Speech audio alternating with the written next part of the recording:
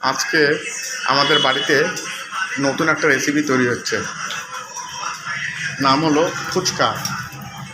প্রথমে আটা মেখে ছোটো ছোটো গুলি করে গরম তেলে সেটা ভাজা হয়।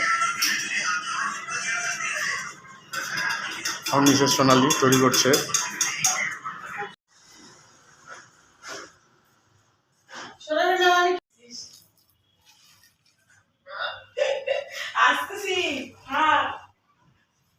বানানো তো রেডি। অঙ্কুশের জন্য এই ফুচকা তৈরি করা হয়েছে। এই যে আমার মা, মিসেস, অঙ্কুশ, এই যে ফুচকা জল, এই যে ফুচকা দেখছি কেমন হয়েছে।